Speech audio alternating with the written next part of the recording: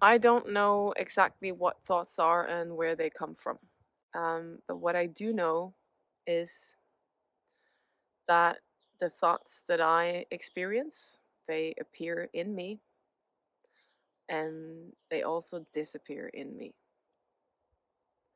And so the important thing to understand that is any thought that you have, it comes up, but it also goes away, right? And so don't get too attached to whatever comes up because it's not only going to be there for a minute and then you can let it go and it's gone. If it weren't for thoughts, there would be no suffering. We would have pain, physical pain perhaps, but there would be no prolonged suffering because of thinking. So, suffering is really just a resistance of what is and a longing for it to be something else. And it's okay to want something different, but you should always practice accepting whatever is in the moment. And the more you accept it, the less attached you are to it, and the easier it becomes to handle it. All right, so we've talked a little bit about how um, when we're in any kind of situation, how we interpret it is really what decides how we feel about a situation. And how we interpret a situation comes a lot from our thoughts, and our thoughts are amazing in a way. They're a great tool, helpful to, for us to communicate and for us to describe the world around us and to live in this human world together. And thoughts are really great, but thoughts can also be very detrimental to your mental health. The reason for why it can be why thoughts can be dangerous at times is that we have a tendency to identify with all the thoughts that we have, like they are our thoughts and they're part of who we are, and in that way we create just this whatever comes up in our mind, it's like it's ours and we identify with it in that way. And to give an example of that, when I say I'm Siri, that's a thought, and I identify quite strongly with that, right? Because in my human existence, my name is Siri.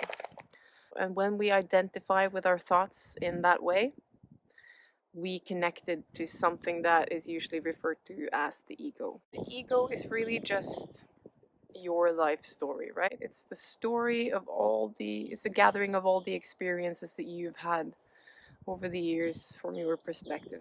This is my name, this is what I do for a living, um, these are my abilities, this is something I would never do, this is something I'm bad at, this is something I'm good at. That's your ego talking all the time.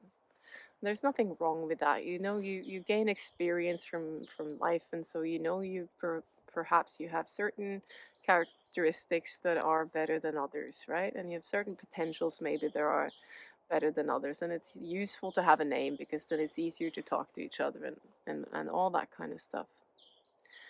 But the ego, because it is so attached to everything that's going on in your life, it will try to protect you at all costs from ruining that self-image.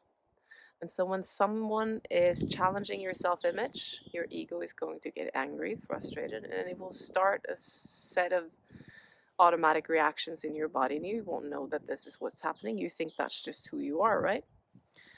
But that's just your ego trying to protect you from something, and it can be many things that it's protecting you from, but most of which happen in our childhood.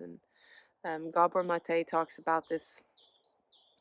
Um, I like the way he talks about it in his book, The Myth of Normal, and he says trauma is not what happened to you; it's what happened inside of you as a result of what happened to you. And in the freebie, I've written down an example of a kid who's out in the woods and is having the time of his life, just enjoying everything that's going on, and then he finds this wonderful stick, and that stick, he looks at that stick and thinks it's magical, right? It's the best stick that he's ever seen, and he's so excited about it, and he wants to show his mom and dad. And he brings it home, and he gets told off for bringing that stick home. The stick was dirty. They didn't want it in the house. They didn't really have time to see it. They didn't like yell at him or anything. They just said, "We're not interested." And then from the perspective of the ego, then, and Gabor Mate talks about this as well. From a child's perspective, there is always this internal struggle of being authentic, which means just being who you naturally are, your intuitive being, and attachment, which is love, care from your parents, your caregivers.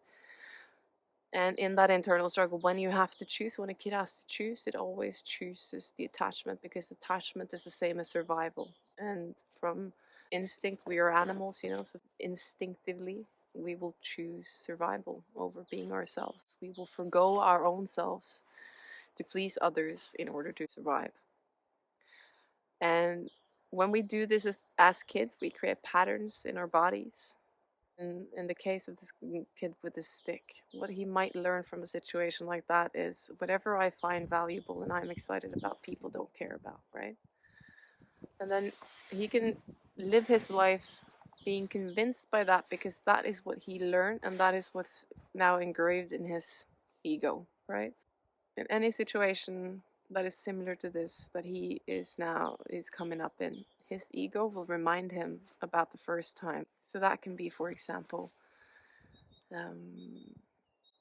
maybe let's say he's an artist, or he wants to be an artist, or he's very artistic, and so he likes to paint, and so maybe he paints in his room because that's something he likes to do, but he will never show it to anyone, because the ego will tell him through his mind that no one is excited about his work.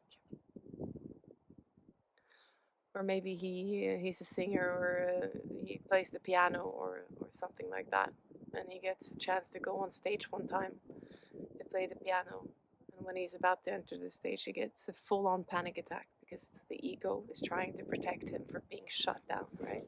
It's trying to tell him that if you go out on that stage, you're gonna flop, because no one's going to be excited about it. Only you are excited about this. And this is what the ego does. The ego protects you today from a situation that happened many years ago. And that's why it's so important for us to really observe our thoughts and our emotions, because we can learn from something from them. And if we're not too attached to them, we can create some distance, and we can eventually move out of that pattern. So if in this situation, if this kid got some help to understand that in that situation, his mom and dad were just busy. It was never about him not being valued or them not being interested in that stick. It was just they were busy. And if someone would have told him that and made him understand that, that situation would have been completely different, right? But we don't have the tools in our childhood to do that on our own. And unfortunately, the grown-ups don't do it either. And so here we are with a bunch of people who are terrified of being who they are, because they've always had to choose something different.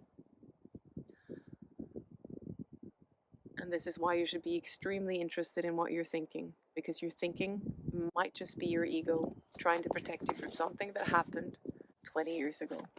So be observant and be open to the fact that what you're thinking today is not reality. It's not truth. It's just a thought.